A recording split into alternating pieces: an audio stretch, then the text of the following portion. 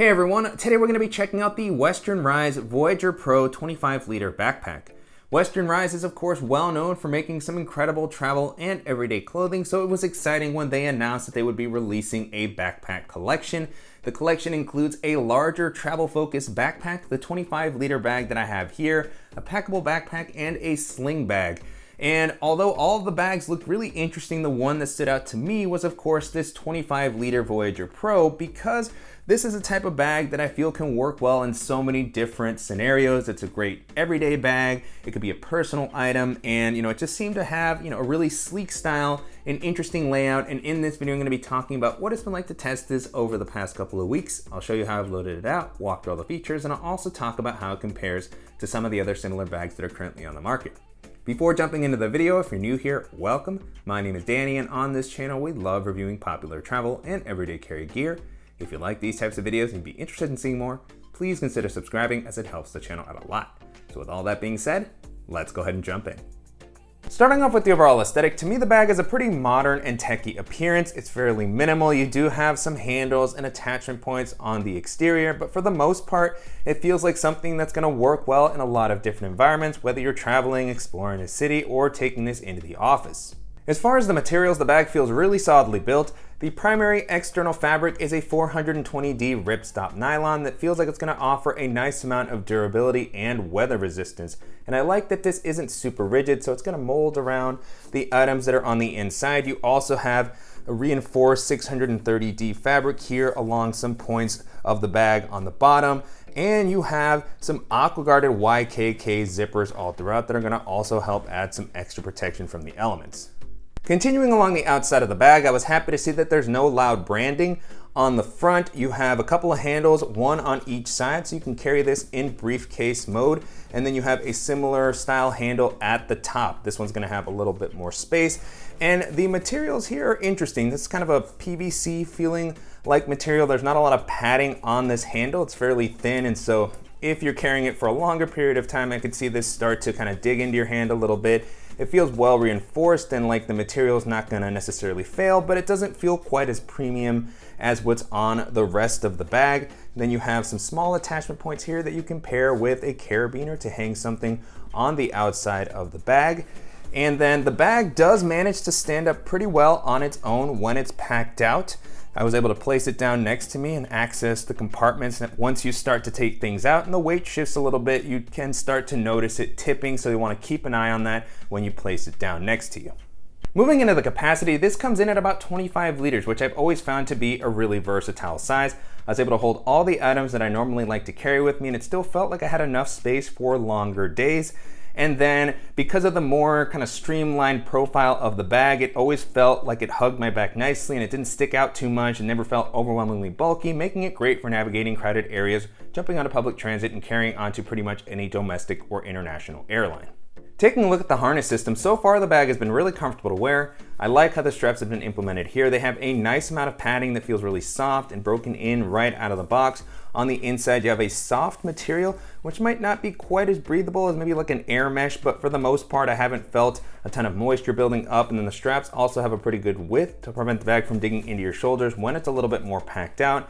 I like the contoured shape of the straps. And then you also have an adjustable sternum strap with a magnetic buckle, and you have the buckle and the other side of the sternum strap kind of hidden under these sections here to kind of give a cleaner look. It's still very easy to get it on and off. And then at the bottom, you also have the ability to add and remove a waist belt. So this was included with the bag, and I love that this has a magnetic attachment point, making it very easy to put this on when you want to have the ability to stabilize the bag. I'm never a huge fan of these waist straps that are a little thinner, and so it does have a nice magnetic buckle, and really love the fact that you can fully remove it if you don't want to use it.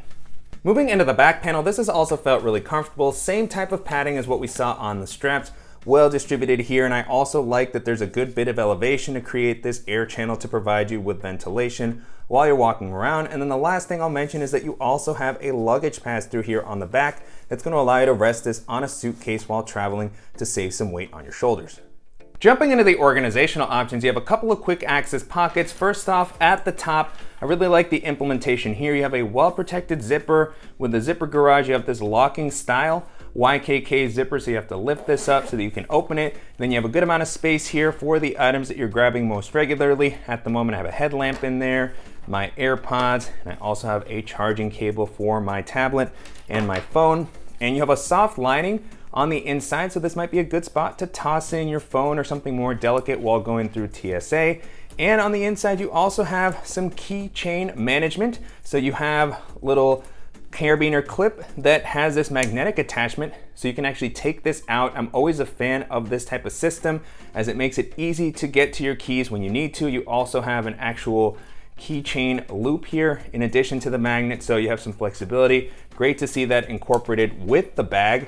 On the sides, the bag doesn't have a traditional external water bottle pocket. You do have a zippered pocket that is a little bit taller. It's going to offer a nice amount of space. I was able to use this to store my sunglasses, as it's something that I'm reaching for pretty regularly, and it fit comfortably in there.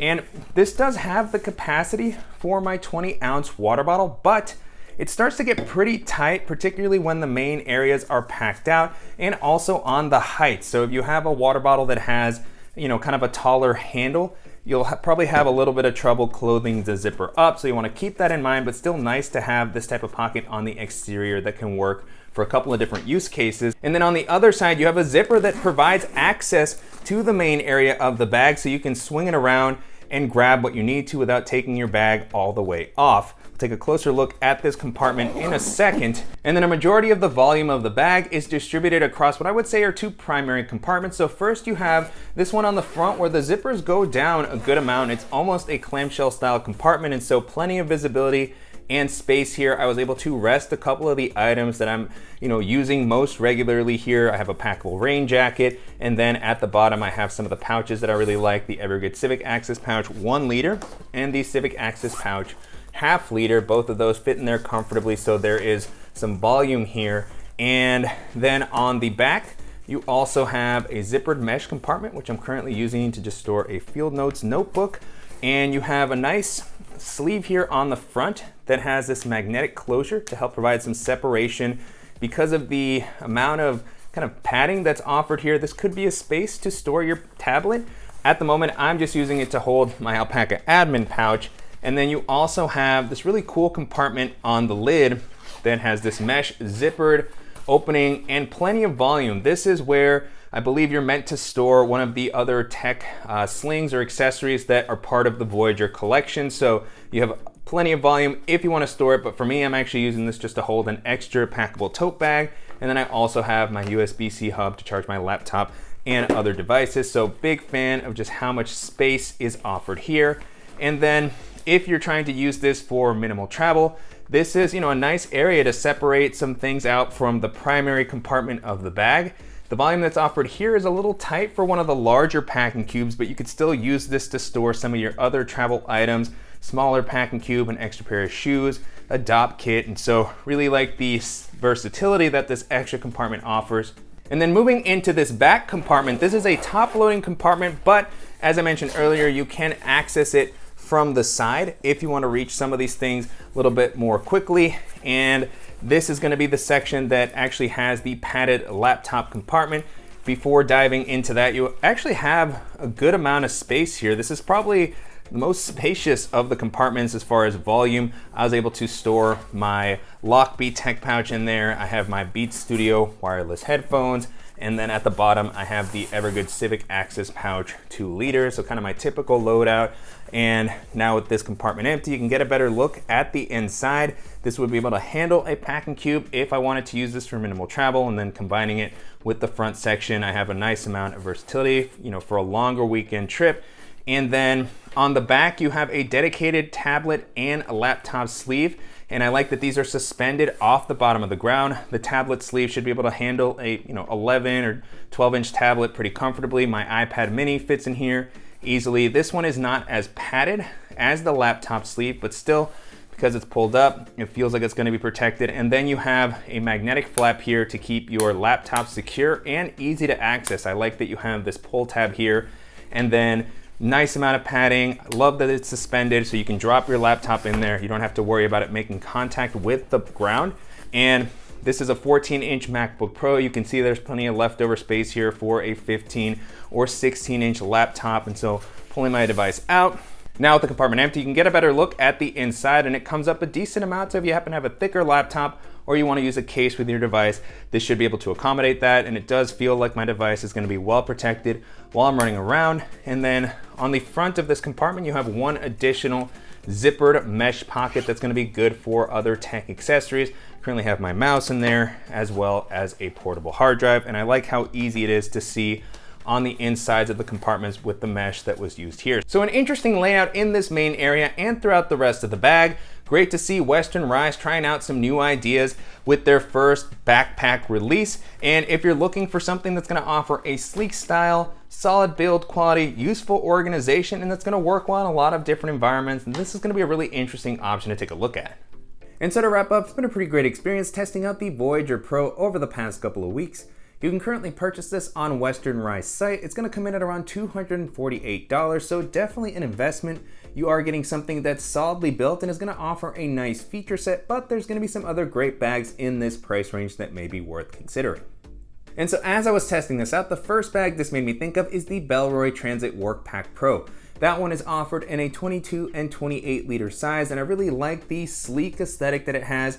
Very solid build quality. It's got a clamshell style opening, dedicated suspended laptop compartment, really comfortable harness system, and just a nice organizational layout. That one is just going to be, really versatile. I like that it's offered in those two different sizes. I like the 28 liter size in particular, as it can hold a good amount, but it doesn't feel super bulky or anything like that. So if you're a fan of Bellroy's aesthetic and you want something that's just going to work well in a lot of different situations, that's going to be a great option to take a look at.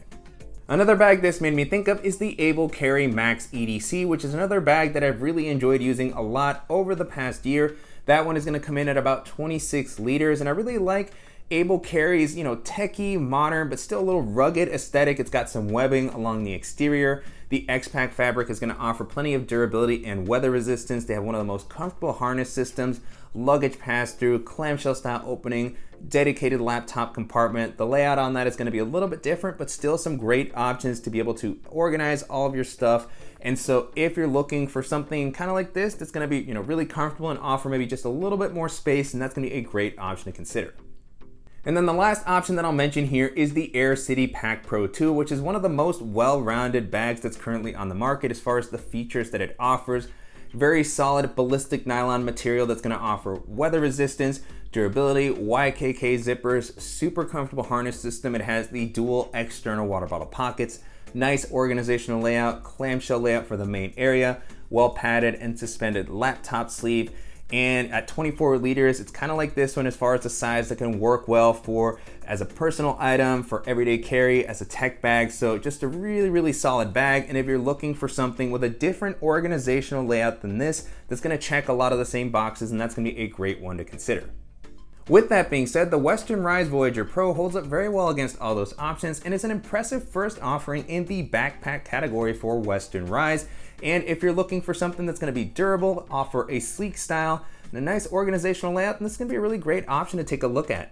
And I'm definitely curious to hear what you all think of the Voyager backpack and how it compares to some of the other popular tech and EDC bags that are currently on the market. And if there's any similar options that you think that I should check out, as always, please let me know in the comments. And I want to thank Western Rise for sending the bag for me to test out, and to you guys for watching and supporting the channel. If you enjoyed this video, please give us a like, and if you haven't already, make sure to subscribe so you don't miss any upcoming videos, and we'll see you in the next one.